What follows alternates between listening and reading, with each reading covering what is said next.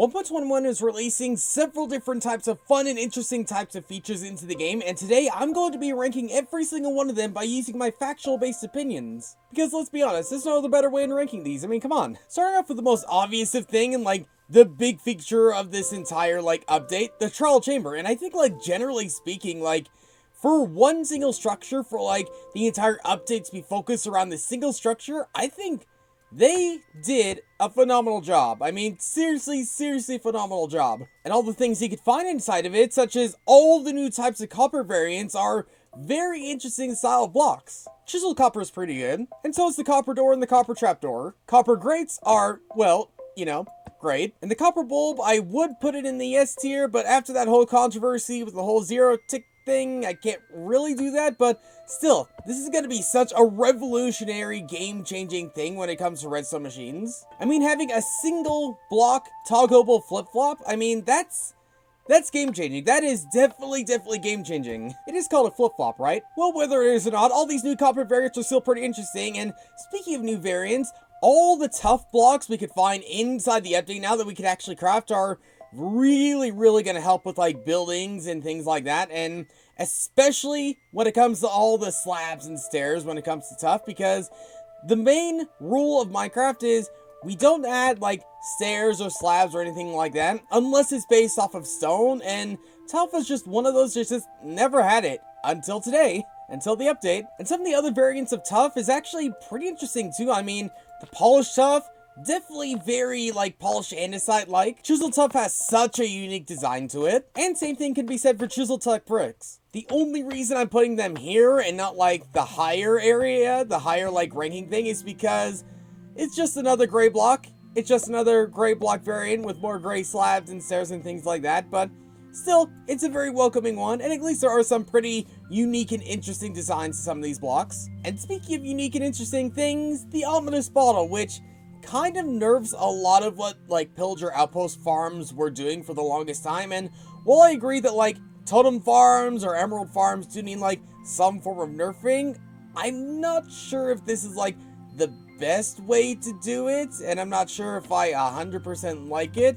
I'm not saying it's a bad idea on making it harder to make those types of farms, but the fact that it's not really AFK-able anymore, it's just, I don't know, it rubs me the wrong way in some cases. But I guess it is useful if you want to go inside a trial chamber, though. There is always that. And speaking of going inside the trial chamber, the Breeze is a really unique mob, but it's also kind of like a Blaze. And the Bogged is a really unique mob, but it's also kind of like a skeleton. But I will say the Breeze is just a little bit more unique than the Bogged, because while it is very similar to say the Blaze is, it does do enough unique things to make it stand out on its own. Especially when you get yourself a wind charge, which is seriously, this is still such a fun thing to use, especially when you can do double jumps or something like that. I could definitely see myself using these for several different types of mini games or other types of events or something like that, or even just to throw them a long distance, because no matter how far you throw them, they will keep going until they eventually hit, and that was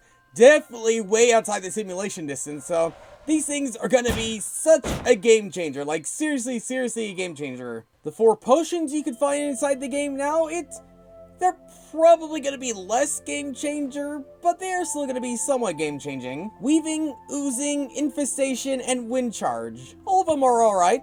Some of them do have a little bit more, usefulness than others, such as say the cobweb one or something like that. Because now cobwebs are in some ways infinitely renewable if you just get yourself some of these potions. And the rest of them, they're alright. Alright, they're not the best potions, but they're pretty cool. They're pretty cool. And speaking of pretty cool, do I even have to say it? Do I even have to show you where I'm going to put this? Do I even have to do it? Probably not, but I am going to do it. Yeah, I know in later developments, this thing was really heavily nerfed, but I still think generally having a new weapon and having unique ways on using that weapon, it's too good a feature not to put it any lower. And all the enchantments you could use on the mace are equally as cool, such as Breach, where you could do something like this and bounce up a whole bunch of mobs when you hit it. Density, where I think it does the same thing, or something like that, or you just cause more damage. But Windburst, I mean, this is probably my new favorite enchantment, because look at that. Look at that. It's so much fun, and if you can do it right, you could just keep pogo sticking yourself from one mob to another if you just aim your targets correctly, just like that. I mean, what more fun could you get from an enchantment like that? I mean, I guess Frostburn or the enchantment one on your boots was one of them, but this feels like it tops it. This definitely feels like it tops it. So Breach and Density will go like pretty high in the A category, but Windburst, if there was a category above S, I think I'd have to put it there, but you know, I'm playing by the rules, and if S is the highest you can get, then that's what it's gonna get. Trial Key and the Ominous Trial Key, they don't really do anything apart from like one single use, and while that single use could be pretty useful, I think just generally speaking, other than that one very particular use, they are a little bit useless. Kind of. I mean, after you open all the vaults, then what's gonna happen then? Like, what's the purpose of all these keys you're gonna be collecting? Well, at least all the 3 music discs are pretty interesting to listen to, and something I didn't really think about is the fact that this is, I think, the first time where we're getting, like, 2 different music discs of essentially the same type of song, just in a different, like, orientation. And I think all of them, while not my favorite song in Minecraft, they are still really good to listen to. I mean, seriously, the entire soundtrack of 1.21 is just pretty much a really good banger for the most part in every single song they release here. And speaking of a banger, one of the things you get from the Trial Chambers to make the mace the heavy core, and I think it's a unique decorative item, but again, the fact that it's like kind of difficult to get in mass quantities isn't really like that viable to do. Like, apart from making a mace and like very rarely doing like some decorative things, like there's not really much else you can do with it.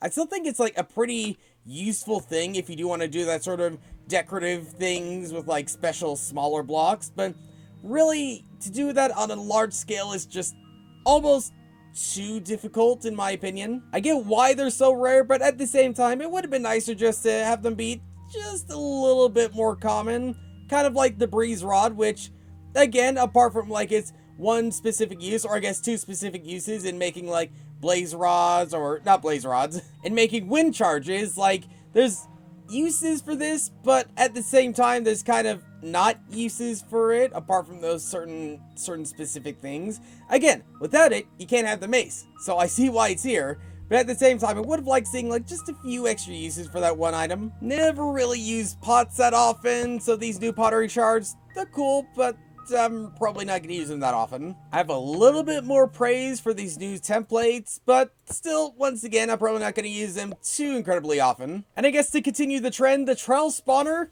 again, it's like a unique twist on the normal spawner. I like the twist, I like how it works, and I think, like, generally, do I want to put it there? Yeah, sure. There is fine. I think generally it's a cool twist. I think, like, generally I like the concept. I think the timer on it is pretty clever. And I don't really have many complaints, but I just don't have, like, that many praises either. It's a solidly good item, but nothing, like, too noteworthy. And then the big thing, the vaults, where you get all these different types of items and everything like that to use the key, is alright. I like it.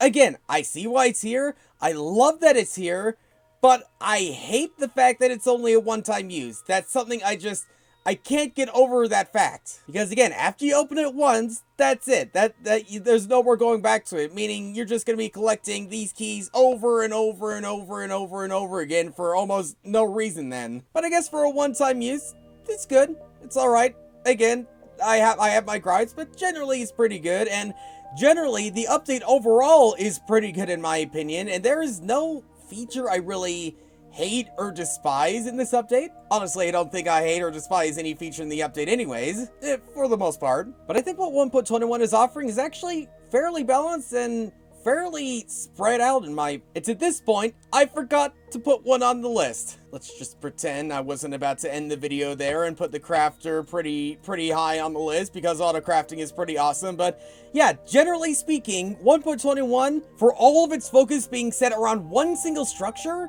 the execution has been done really well in my opinion. But yeah, for now, thanks for watching, and I'll see you all later.